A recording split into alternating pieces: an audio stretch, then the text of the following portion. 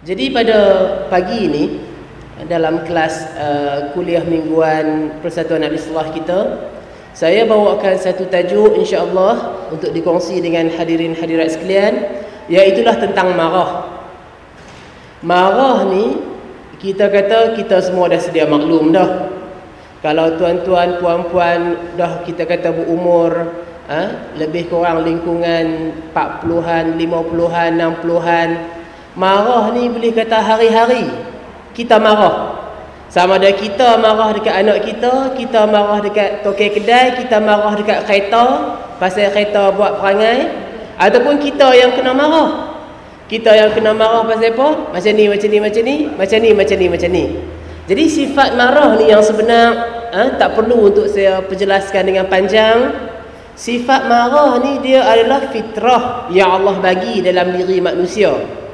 Marah itu adalah fitrah yang Allah bagi dalam diri manusia, sebagaimana juga perasaan kasih sayang. Kita sayang dekat kawan ni, sayang kat isteri, sayang kat anak, sayang dekat kawan. Perasaan kasih sayang, perasaan takut, perasaan berani, semua ni adalah fitrah yang Allah bagi kepada diri kita. Dan kalau tak ada lah salah satu ni, makna dia kita kata hidup tu tak sempurna.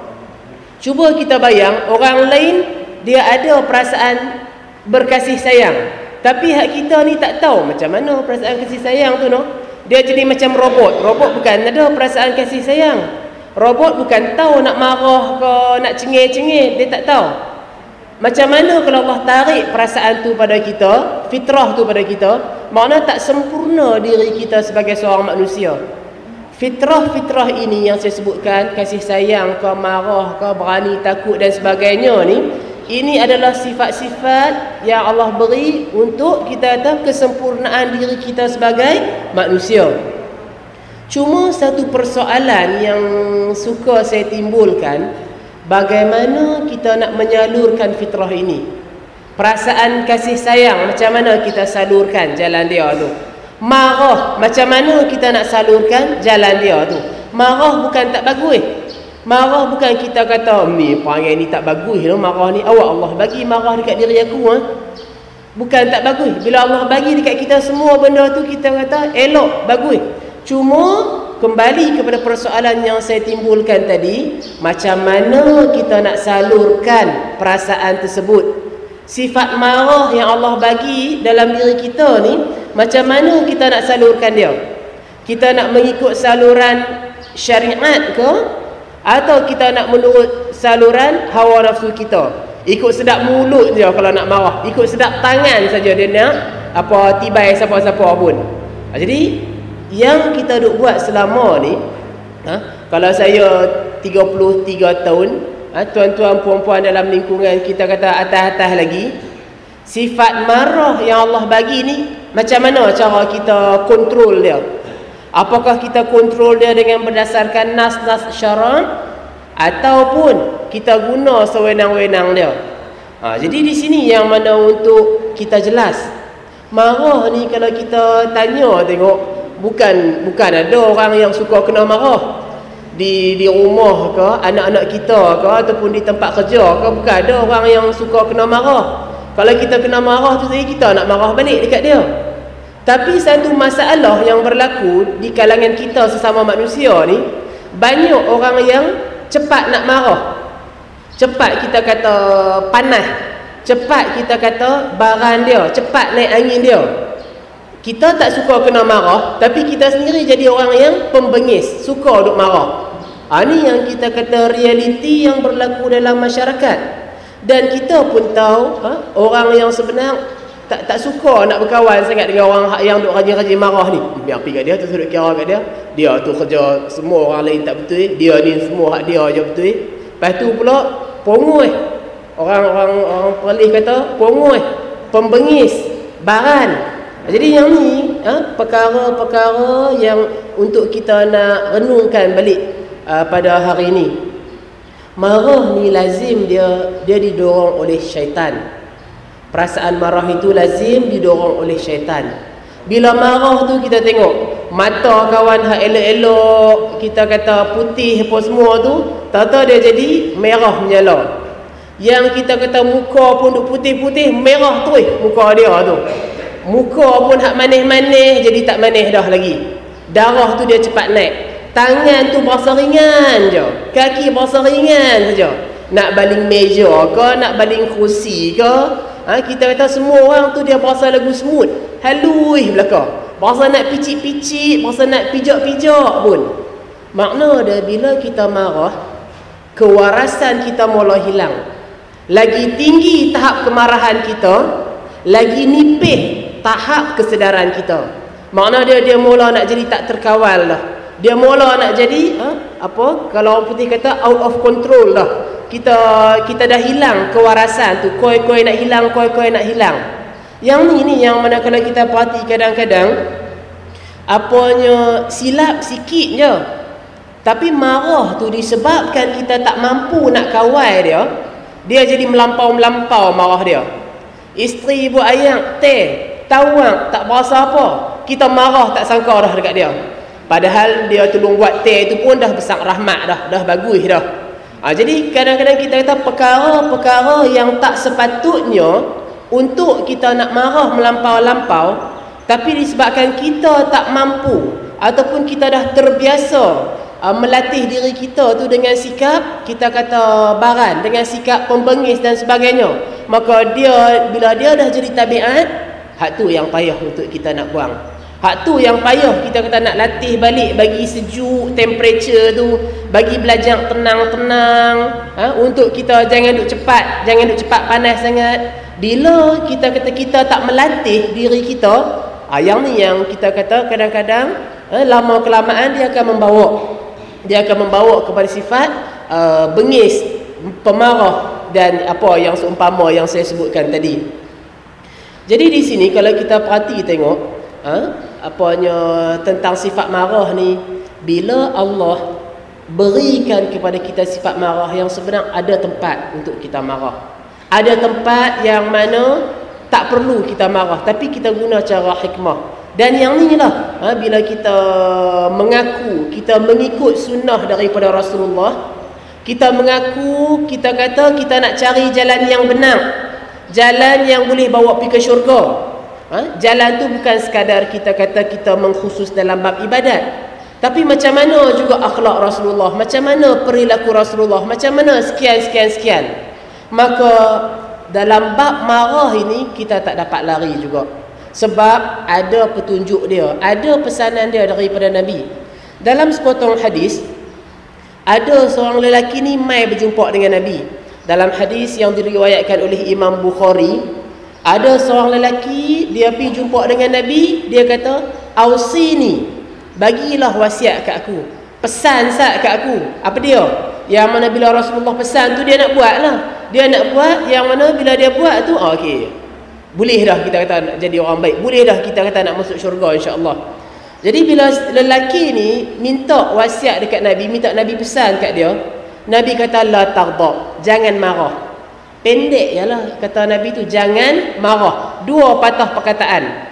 Tapi Nabi sebut banyak kali, jangan marah. Jangan marah, jangan marah. Jadi menunjukkan kata benda yang perkara yang saya nak cerita ni yang sebenarnya kita pun dah sedia maklum sebenarnya, jangan marah. Aku tahu jangan marah, tapi yang sebenarnya kita dalam hidup hari-hari tu pun kita duk marah-marah. Tu yang kadang-kadang hak yang kita kata Allah uji dia dengan sakit darah tinggi. Oh, kena sabar, tak boleh marah, kena duk jaga temperature tu. Saya ikut darah naik tinggi. Jadi kita tahu untuk nak menyebut jangan marah. Tapi macam mana untuk kita nak memahami hakikat marah tu sendiri? Macam mana kita nak meredakan kemarahan kita? Yang ni yang mana kita cuba tengok apa yang disebut oleh Rasulullah sallallahu alaihi wasallam. Dalam hadis, Nabi kata, "Man ahabba lillah wa abghadha lillah wa a'ta lillah wa mana'a lillah faqad istakmala al-iman." Hadis yang diriwayatkan oleh Abu Daud, Imam Tirmizi dan Imam Ahmad dengan darjat yang baik. Nabi kata, siapa yang dia berkasih kerana Allah, kita sayang dekat ibu bapa kita, anak-anak kita, kawan-kawan kita, guru-guru kita, sayang dia tu kerana Allah. Makna bukanlah ada kita kata sebab dia duk belanja kita ke, dia duk tolong kita ke apa, kerana Allah kita sayang kat dia. Marah pun, kita marah dekat kawan tu, seseorang tu kita marah kerana Allah. Kemudiannya melarang, kita tak bagi, kita cegah pun kerana Allah. Maka sesungguhnya dia telah menyempurnakan iman dia. Makna nak sayang kat orang pun kerana Allah, nak marah pun kerana Allah, nak kita kata nak memberi, nak menghalang pun kerana Allah. Maka kita telah menyempurnakan keimanan kita. Dan dalam sepotong riwayat yang lain, Ibnu Abbas menyebutkan, man ahabba fillah wa abghadha fillah wa wala fillah wa ada fillah fa innama tunalu wilayatullah bidzalik wa lan yajida 'abdun ta'mal iman wa in kathurat salatuhu wa shaumuhu hatta yakun kadzalik. Dalam riwayat ni Ibnu Abbas menerangkan, siapa yang cinta kerana Allah, dia benci, nak benci ke orang ni, benci kerana Allah. Dia berkawan kerana Allah. Dia bermusuh kerana Allah.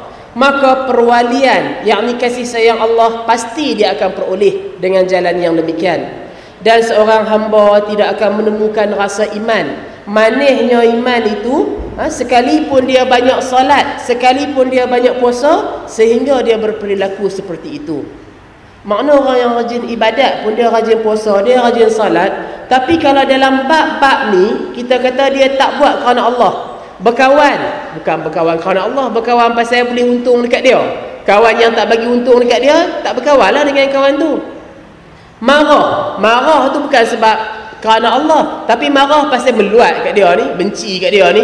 Dulu kita kata waktu kita lekeh-lekeh dulu, dia duk bully kita, dia duk mengata kat kita. Bila kita jadi orang besar sikit, main nak mengampu kat kita. Kita waktu tu kita nak balas balik dekat dia. Benci bukan kerana Allah, benci sebab niat-niat peribadi itu. Memberi kerana Allah, bagi apa-apa pula kerana Allah. Menghalang kerana Allah. Maka bila ada yang demikian, kita akan memperoleh kasih sayang Allah. Jadi yang ni yang kita kata berat tak berat, senang tak senang, hak ni panduan yang Allah bagi. Maka dalam bab marah ni kita kata, marah itu sendiri perlu didasarkan atas ketakwaan, bukan didasarkan atas kebencian ataupun kita kata permasalahan peribadi. Tak. Kita kata yang jadi masalah ni, bila kemarahan itu tidak didorong atas ketakwaan, yang ni yang dia akan bawa kepada banyak-banyak pecah belah. Kita kata serupa api, kecil jadi kawan, bila besar dia jadi lawan, dia makan habis belaka. Marah tu kita kata kalau yang berpada-pada, tak apalah, takat tu lah, dia buat salah takat ni, kita marah takat padan-padan, okey, cukup takat tu, kita tak bawa-bawa lagi, kita tak melalut-melalut lagi. Tapi kalau marah tu kita biar dia marah, dia besar, hak tu yang kata lagi dia maki habis, yang ni bewok lah, laknat lah, hak ni. Lepas tu mulut tak puas duk, kita kata duk caci maki tu, tangan pula hayun, tibai, baling kursi, baling pinggan apa semua. Bila kemarahan itu kita tak kawal, yang kita kata daripada hak kecil tu, padan-padan tu boleh, okey. Bila kita tak kawal, dia jadi besar, dia jadi marah, dia jadi tak terkawal. Hak itulah yang kita kata dia mengundang kepada lebih banyak kerosakan. Sebab bila kita mula maki-maki, bila kita mula caci-caci, bila kita mula laknat-laknat, kewarasan tu kita kata dah koi lama koi hilang. Hak ni saya yang hang kapiak, hang fasik, hang lagu ni macam ni, cucu keturunan hang semua ni apa kita kata anak haram ke, anak apa ke, dia keluar belakang lah segala-segala tu, yang mana akhirnya menyebabkan permusuhan, menyebabkan bertelagah sesama adik-beradik, sesama sahabat handai dan sebagainya. Jadi di sini perkara-perkara yang untuk kita jelas. Marah ni dia bukan penyelesai masalah. Ada ketika tengok padan-padan patut, dan yang sebenar bukanlah yang ni saya mengajak para hadirin tak, cuma lebih kepada ingat memperingati. Ada perkara-perkara yang kita kata Terlebih dulu sebelum nak marah, kita sulam dulu dengan pengajaran, dengan nasihat, dengan teguran. Kod yang sebenar mereka tak tahu lagi. Jadi tegur dulu, nasihat dulu, ajak dulu. Kali kedua, kali ketiga, kali keempat, mungkin dia ni orang yang jenis mudah lupa, tak berapa nak ambil berat, ataupun kita kata masalah-masalah yang lainnya peringat lagi. Tapi kita tak sampai kerap sangat, sampai duk jadi selalu sangat. Nampak kata yang kita duk tegur, duk nasihat tu tak makan saman, ada masa dia kita marah pula. Tapi marah pun makna pada. Bukanlah sampai kita sagi nak babik-babik dengan mak ayah dia, babik-babik dengan tok wan dia, caci macam ni. Yang tu kita kata kita sendiri bila nak tegur dia, kita sendiri pun dah tergolong dalam buat zalim juga. Sebab kita dah melampau, kita dah melalut tak tentu pasal, kita mengata habis adik-beradik dia tu apa semua. Jadi di sini kita kata marah ni, nak marah anak ke, nak marah dekat kawan ke, nak marah dekat siapa-siapa ke, marah kerana Allah. Macam mana yang kita kata marah kerana Allah? Marah kita kata dengan berpedomankan ketakwaan, bukan sebab rasa benci dan sebagainya. Kita tengok kawan tu tak solat, tegur dulu, pasal apa tak solat? Sakit ke, tak sihat ke, macam mana? Ada masalah apa?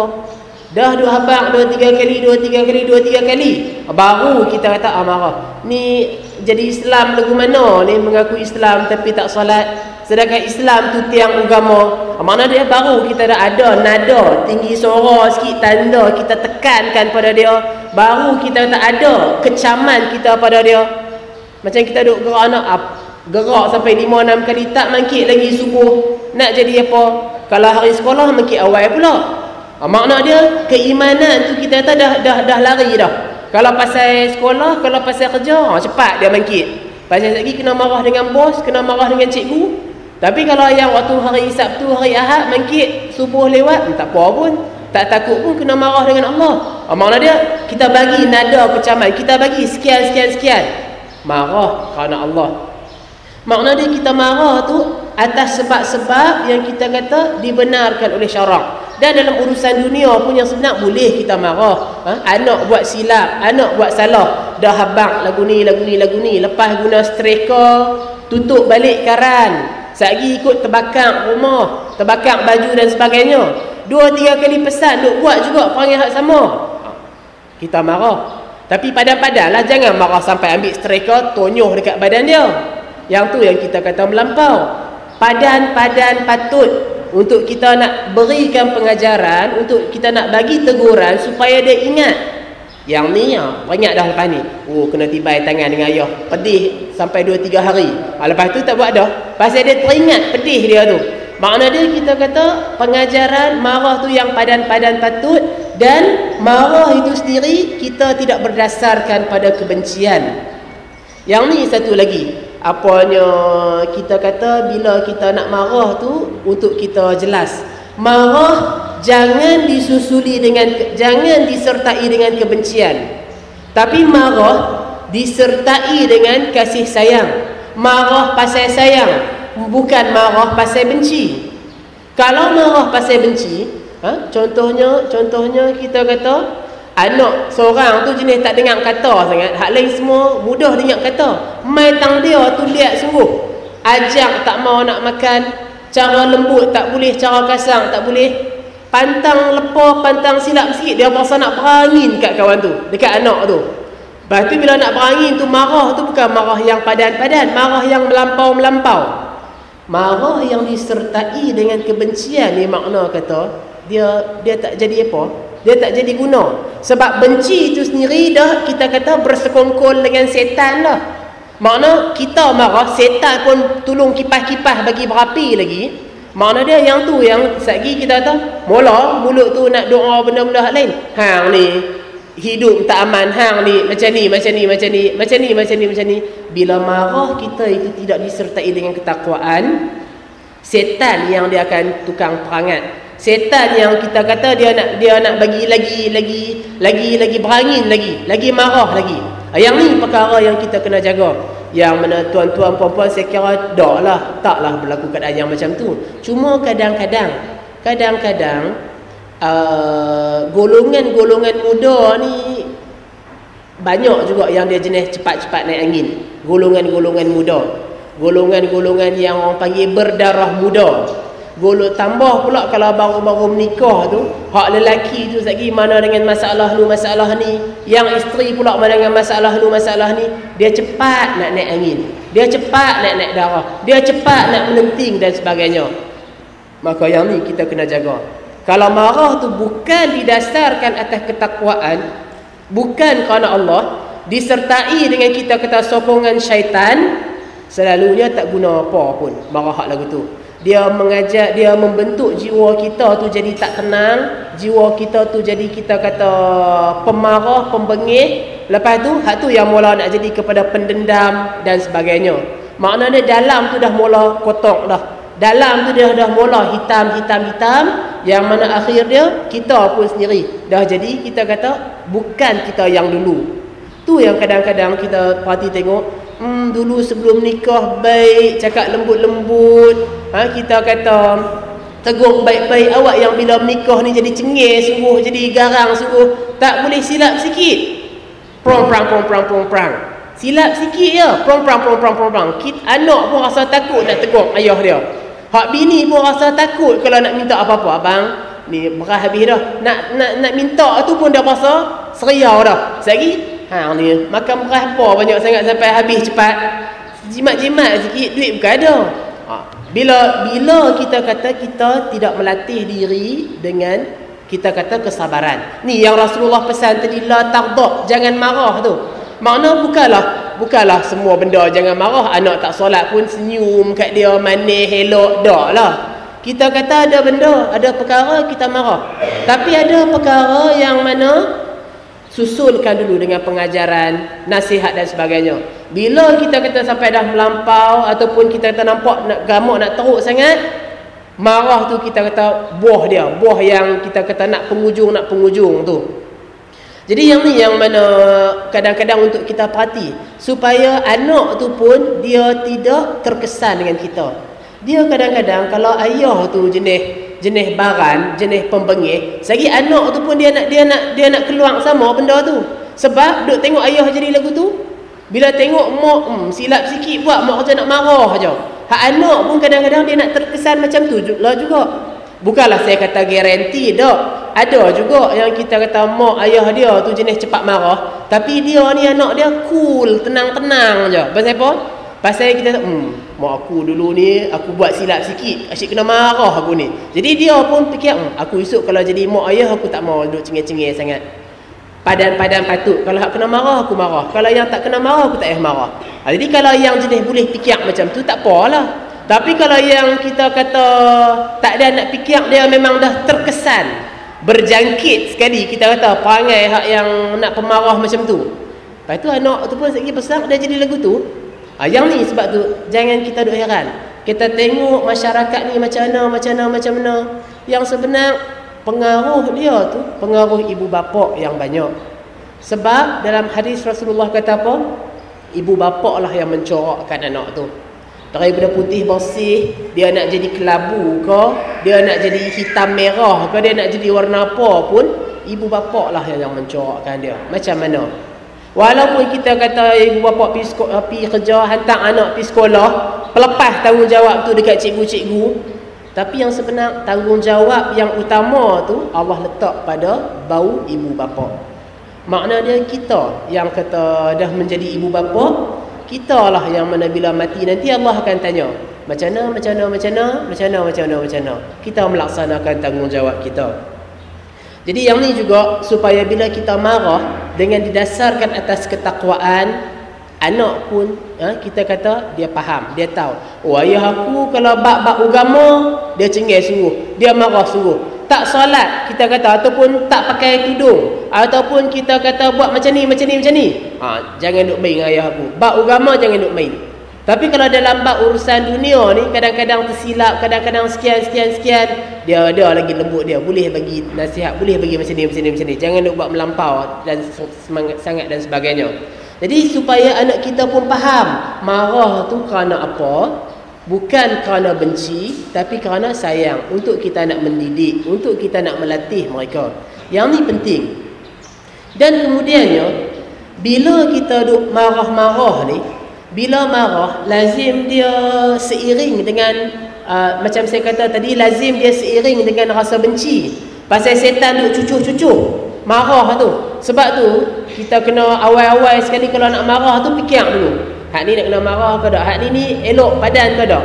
Walaupun memang kadang-kadang kita sendiri pun terlajak, terbabas, tergelincir, tapi yang ni lah yang kita kata kena duk latih pada diri kita ni.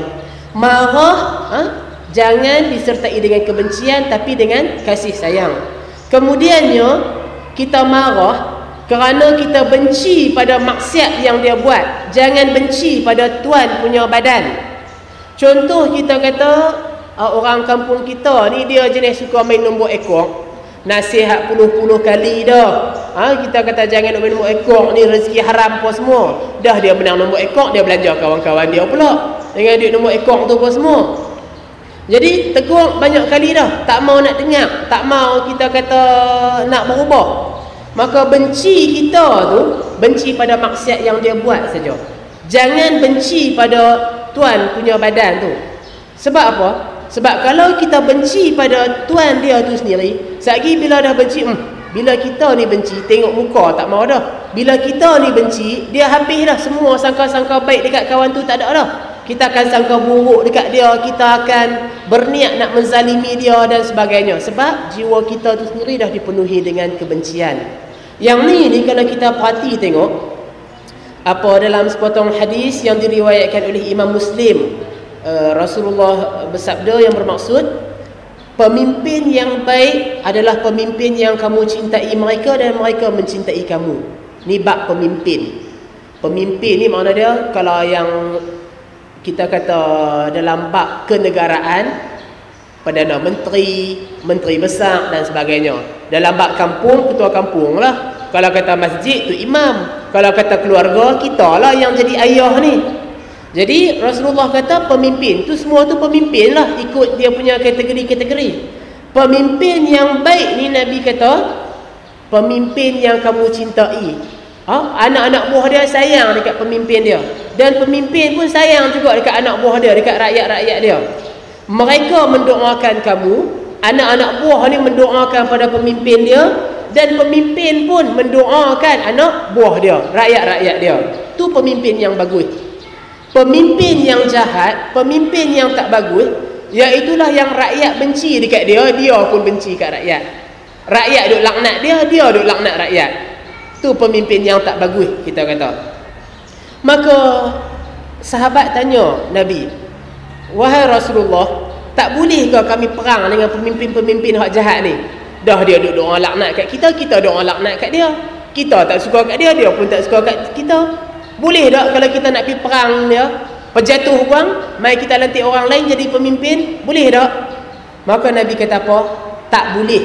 Tidak, selagi mereka mendirikan solat. Mana pemimpin tu walaupun kita kata jahat dia ni, dia duk laknat kita, kita duk laknat dia, kita tak suka kat dia, dia pun tak suka kat kita, tak boleh kita nak pergi angkat perang, kita kata nak buat rusuhan, menggulingkan kerajaan. Tak boleh selagi pemimpin itu masih bersolat. Tak boleh kita menggulingkan dia, memerangi dia. Dan Nabi kata apa?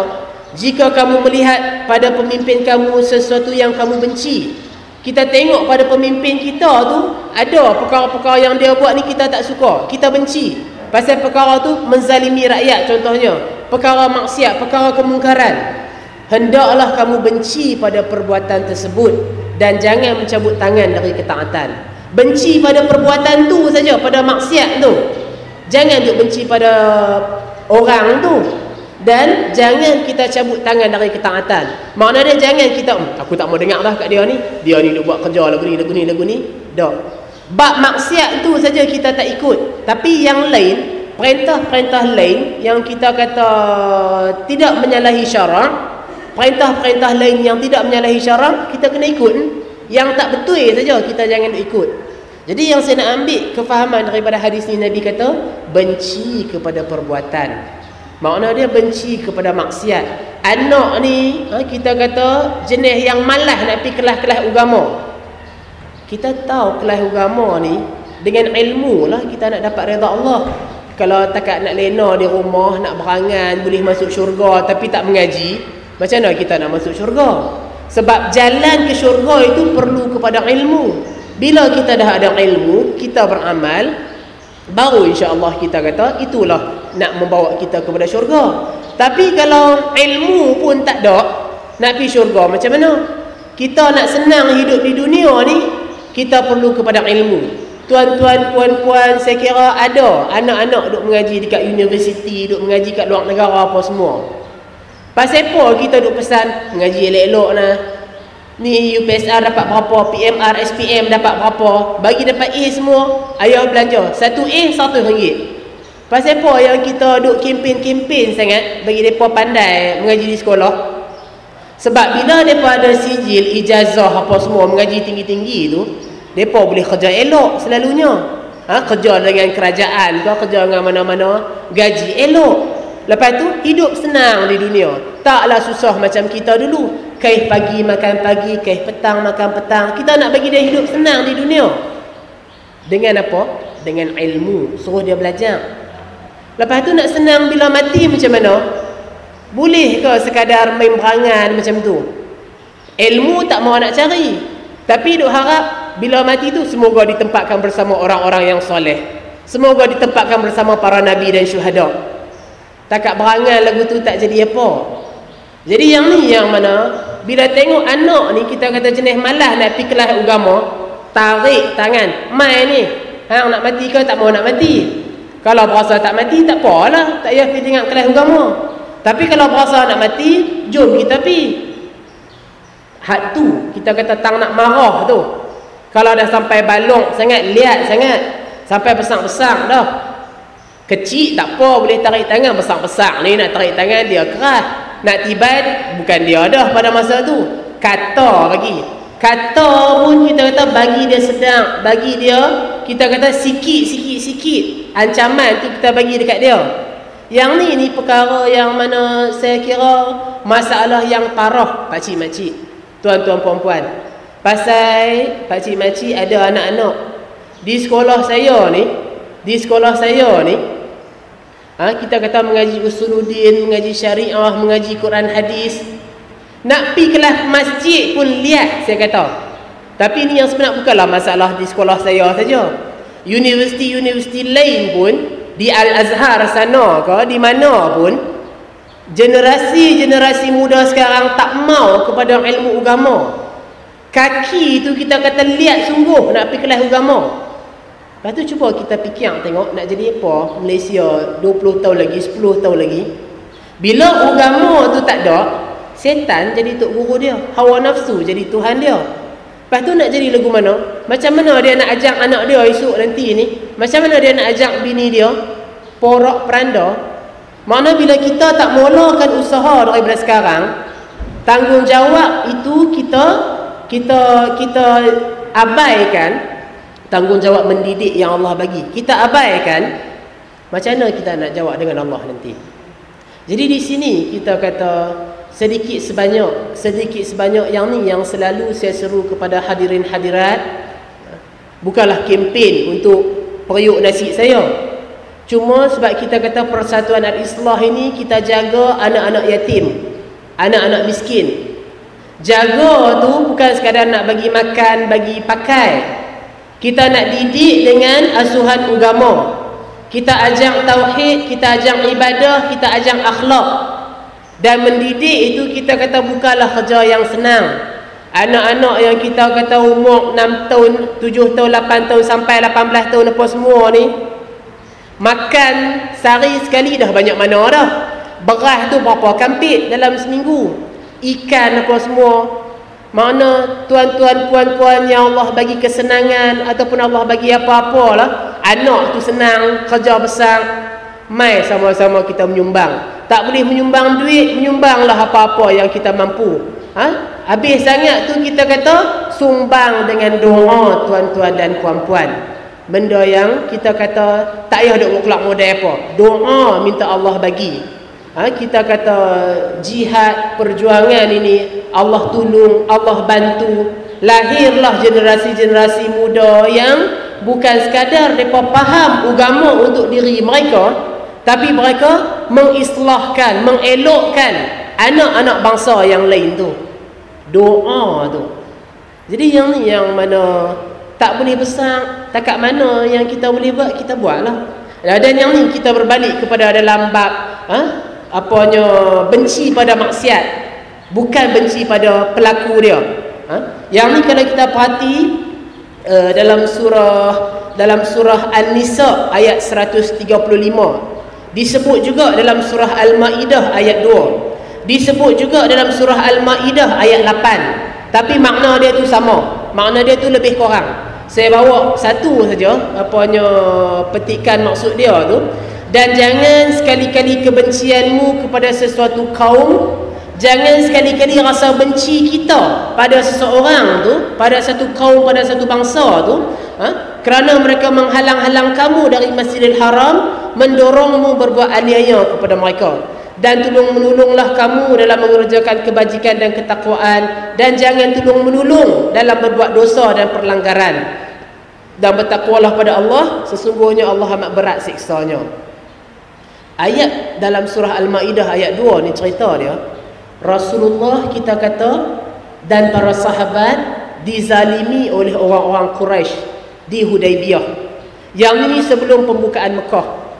Bila Mekah tu dapat ditawan, bila Mekah tu kita kata bila tu pembukaan Mekah, Rasulullah boleh masuk Mekah dengan aman, dengan tenang, Rasulullah boleh menguasai Mekah. Mana orang Islam dah menguasai Mekah. Sebelum tu Mekah dikuasai oleh orang kafir. Tapi bila tahun pembukaan Mekah, Mekah dikuasai oleh orang Islam. Bila orang Islam dapat kuasa, dapat kita kata pemerintahan, kita kata di kalangan sahabat tu ada yang fikir balas balik dekat orang kafir, dulu dia buat naya kat kita, dulu dia buat zalim kat kita. Yang ni Allah turun ayat, jangan kebencianmu pada satu kaum, kita kata sebab kaum tu menghalang para sahabat dulu ni nak pergi Masjidil Haram, jangan kerana kebencian pada kaum tu kita buat aniaya dekat depa. Makna jangan duk nak balas balik. Sebab kalau kita balas, siapa kita jadi dengan depa juga. Depa buat zalim, kita pun buat zalim juga. Jadi tak boleh. Sama juga dalam konteks ni. Contoh kita kata macam di sekolah-sekolah. Dulu waktu saya sekolah menengah ni, kadang-kadang kita tengok cikgu-cikgu ni ada yang dia kita kata percaturan tak berapa nak tepat.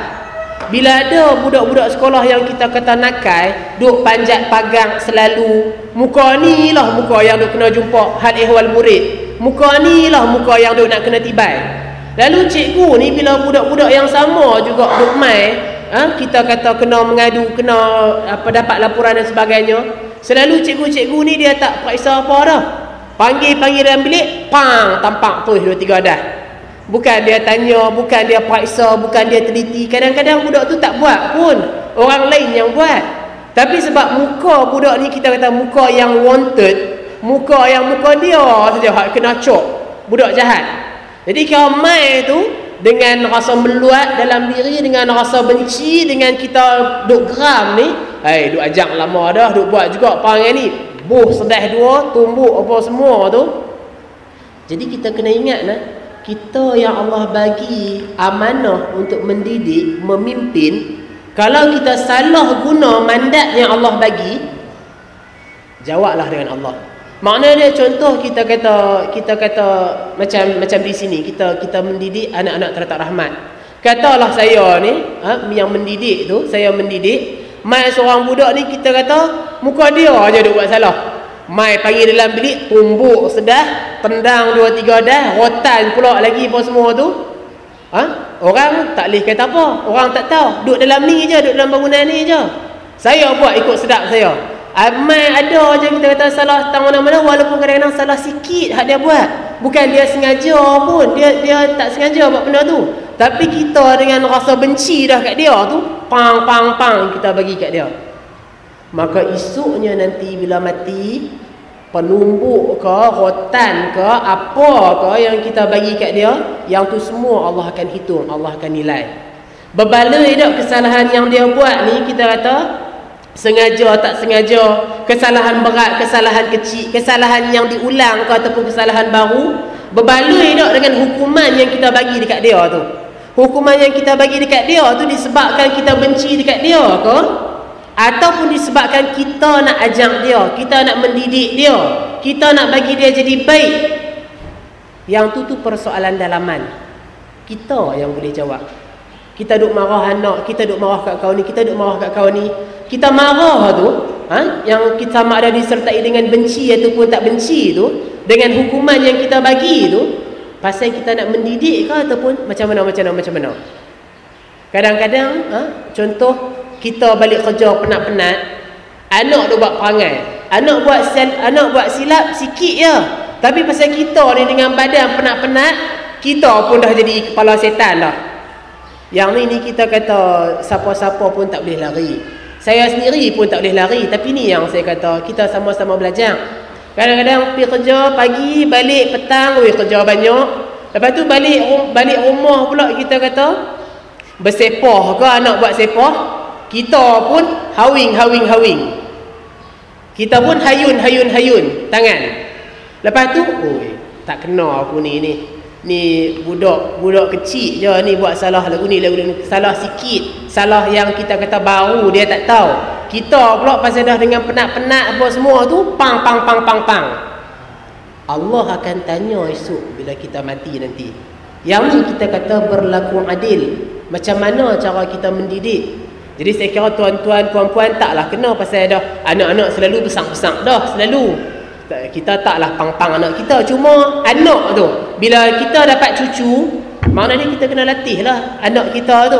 Macam mana mendidik, macam mana mengawal kemarahan, macam mana ada perkara kita perlu marah, ada perkara tak perlu kita marah, bagi teguran, bagi nasihat dan sebagainya. Jadi cara-cara untuk nak mengawal kemarahan ni, nak kontrol kemarahan dia ada daripada hadis-hadis Rasul tu, ada banyak petunjuk-petunjuk dia. Satunya sebagaimana yang diriwayatkan oleh Imam Bukhari dan Muslim, kita minta berlindung dengan Allah daripada setan. Bila marah, a'udzubillahi minasyaitanirrajim. Bila marah, a'udzubillah, aku berlindung dengan Allah. Makna dia, janganlah duk baca saja. Baca sama dengan hati kita ni faham, hati kita ni menghayati. Kalau takat sama dengan marah, a'udzubillah, tapi hati tu tak ada connection apa pun, nak jadi lagu mana? Dia sofa burung kakak tua lah kita kata. Bila marah, ingat Allah. A'udzubillahi minasyaitanirrajim. Aku berlindung dengan Allah daripada syaitan yang direjam. Makna dia, jangan marah kita tu sampai terbawa melampau. Jangan setan tumpang sekaki dengan hak marah kita tu. Biar pada yang kita marah tu bagi kena dengan keadaan dan cara kita buat macam mana. Tu satu, berlindung dengan Allah. Yang kedua, Nabi kata, kalau duk marah-marah ni, falyaskut, diam terus. Pasal apa? Sebab selalu kalau kita marah ni, memang mulut ni dia tak berhenti. Pek, prong. Lepas tu daripada kecil, mula dia nak jadi besar. Maki kawan tu, maki hak ni, maki berkandang. Jadi kalau kita diam habis cerita. Diam dia tak apa dah. Jadi tu pun satu cara untuk kita nak, kalau berasa dulu, ni dah kita kata dah nak out of control dah ni, dah nak melampau dah ni. Dah marah dah, tapi duk nak marah lagi. Sengap terus dah. Tu saya duk kata apa dah. Kemudian dalam satu hadis yang tu diriwayatkan oleh Imam Ahmad dalam musnad dia. Dan kemudian satu lagi kita kata yang Nabi ajak, kalau kita marah, ubah tempat, ubah kedudukan kita. Kalau waktu kita duk marah tu kita duk berdiri, kita pergi duduk. Kalau dalam kita duduk tu kita duk marah, kita duk baring. Makna dia ubah tempat supaya kita kata yang ni pun satu pengajaran daripada Rasulullah lah, yang ditunjukkan oleh para sahabat. Macam tu cara dia. Makna bila ubah tempat ni, makna kita cuba praktis tengok. Daripada kita duk berdiri duk marah tu, dah marah tak apalah, dah marah, tapi jangan duk bagi melampau sangat. Ubah, pergi duk tang lain, pergilah duk tengok TV ke, pergilah apa dia. Belajar untuk kontrol balik kita punya kemarahan tu, bagi tenang-tenang balik. Satu lagi yang mana kita kata ada hadis daripada Rasulullah, Nabi kata la taghdab walakal jannah. Ingat pesan Nabi itu, jangan marah dan bagi engkau syurga. Ada seorang lelaki ni, dia jenis pongoi. Nabi tahu dia ni jenis pongoi, jenis bengih, suka marah. Dia minta pengajaran kat Nabi. Nabi kata, hang jangan duk marah, hang jangan marah, hang boleh syurga kalau tak marah. Makna tu Nabi ajak tu sesuai dengan orang tu. Dia ni Nabi dah tahu jenis suka cepat marah. Nabi ajak, Nabi pesan kat dia, hang jangan duk marah. Bila tak marah boleh masuk syurga. Makna dia cuma perlu kontrol diri dia tu. Tapi janganlah duk ambil faham tak marah boleh masuk syurga. Tapi dia tak solat, tapi dia duk buat syirik, janganlah duk faham lagu tu pula. Makna kata dalam kita mengerjakan perintah-perintah Allah itu, satu cara lagi yang kita kata ni nak membawakan kita ke syurga tu, jaga angin kita, jaga kita kata amarah kita ni. Dan dalam bakmi untuk kita nak perjelaskan lagi, kadang-kadang sebelum kita nak menuturkan kata-kata, sebelum kita nak marah, kita fikir dulu yang tu yang lebih bagus. Mana fikir apa dia cara yang terbaik untuk kita nak buat, apa dia macam mana cara yang kita kata lebih berkesan, supaya bila kadang-kadang kita duk marah tu dia bukan bawa kebaikan apa pun, dia bagi jadi lagi teruk. Yang nak ajang anak tu bagi jadi elok, makin teruk. Jadi kalau lagu tu tak ada guna seduit lah, sebab kita nak bagi dia jadi baik. Yang tu yang mana kadang-kadang di sekolah tu kita nak marah sangat-sangat, depa menjauh, anak murid menjauh. Nak marah selalu sangat, asal jumpa marah. Depa pun menjauh daripada kita. Bila menjauh, kita nak ajak tak boleh, depa tak mau dengar kat kita. Sebab depa pun tak suka kat kita. Asal jumpa ustaz ni kerja duk marah aja kat aku. Silap sikit kerja duk marah aja. Jadi yang ni yang mana kita perlu timbang, kita perlu nilai. Macam ni. Hatu saya nak bagi dia punya kesimpulan dia. Kesimpulan dia dalam bab ni kita kata, bila kita marah tu selalu dia memang duk berkait dengan hati lah. Hati tu yang duk panas. Bila hati tu panas, mulut tu, tangan tu yang tentera-tentera dia tu. Jadi di sini kita kata yang sebenar melatih kesabaran dalam diri tu lagu mana. Yang tu lah juga yang saya kata raja dalam diri tu, bagi dia jadi tenang. Bagi raja tu sendiri berpedomankan ketakwaan. Mana kalau nak marah, ada masa marah. Rasulullah pun biasa duk marah sahabat. Tapi marah Rasulullah itu kita tengok ada saluran-saluran dia, ada jalan-jalan dia. Bukan sewenang-wenang kita duk main. Jadi dan bila kita kata timbul marah tu, sehari yang tu lah dia nak lekat dendam kesumat. Hak ni lah dia nak ingat kesalahan orang dekat kita. Jadi belajar untuk memaafkan. Belajar untuk tak ingat kezaliman orang kepada kita. Tak ingat untuk kita nak balas balik. Bukan kita ingat untuk nak balas balik, tapi kita kata ingat untuk sempadan. Dah tahu dah dia ni perangai lagu ni, jagalah, jangan duk bagi kena kali kedua kat kita. Jadi yang ni kita kata antara perkara-perkara untuk saya kongsikan bersama tuan-tuan puan-puan sekalian. Bukanlah mengajak pasal dalam bab ni saya kira tuan-tuan puan-puan lagi pandai daripada saya, lagi banyak makan garam. Cuma saya kata apa yang saya boleh kongsi, saya kongsilah. Mudah-mudahan sikit sebanyak sama-sama kita dapat manfaat. Allah Allah.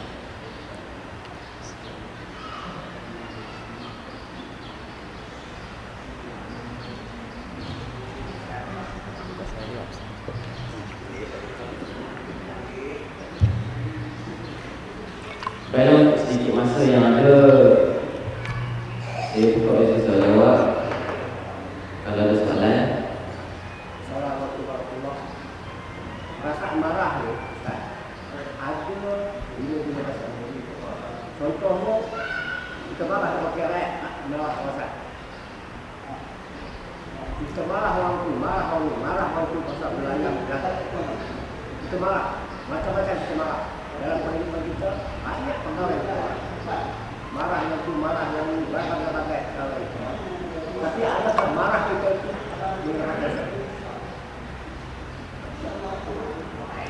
yang tu yang saya sebutkan tadi. Marah ni dalam urusan agama, orang tu buat maksiat kita marah. Ataupun kadang-kadang dalam urusan dunia pun dia bukan maksiat, kita marah juga. Marah tu boleh. Cuma macam kita nak mengajar anak, macam saya kata tadi, striker dia tak tutup. Jadi kita marah kat dia pasal bahaya benda tu. Jadi kita kata marah ni boleh, cuma tinggal lagi padan-padan patut. Bila kita tengok berasa lagu tak terkawal, berasa dia nak melalut-melalut dah, jadi maknanya hak tu yang kita kena kawal lah, kita kena bagi berhenti lah benda hak yang lagu tu. Dan kita kata marah tu bukan kerana benci, tapi kita tahu untuk nak menegur. Kalau kita tahu ketua kampung ke, tu imam ke buat salah, apa tu imam buat kerja lagu ni. Jadi di sebalik daripada marah, macam saya kata tadi, ada 2-3 jalan yang baik yang boleh kita kata. Daripada duk marah kat dia, kan lebih elok kita kata tarik tangan dia, nasihat elok-elok, pelan-pelan. Mungkin dia terlepas pandang dan sebagainya. Dia nak dengar, tak apalah, alhamdulillah lah dia tak mau nak dengar. Kita dah buat dah tanggungjawab kepada tanggungjawab kita tu. Cuma kita kata kalau kita marah pun, sagi kita juga yang nak hangat hati. Jadi makna dia, kalau kita cuba padamkan kemarahan tu, kita pun tak jadi darah tinggi. Sebablah kita kata contoh-contoh dia. Jadi dia yang sebenar lebih kepada macam mana cara kita melatih diri kita tu macam mana. Hak tu lah kalau saya boleh ulas pun. Kita marah orang, kita tak ada minta maaf kepada dia pun, ada minta dosa. Marah ni yang saya tahu tu nak minta maaf pasal apa tak tahu. Saya kalau yang saya faham tu, kalau dah marah tu memang kalau dah buat salah kita marah lah. Tak payahlah kita nak minta maaf. Pada hak saya faham tu pasal dia bukan salah pun. Kita marah tu pasal kita nak tegur dia. Tinggi suara tu pasal kita nak tegur dia, nak tunjuk kata ni besar ni salah yang hang buat ni.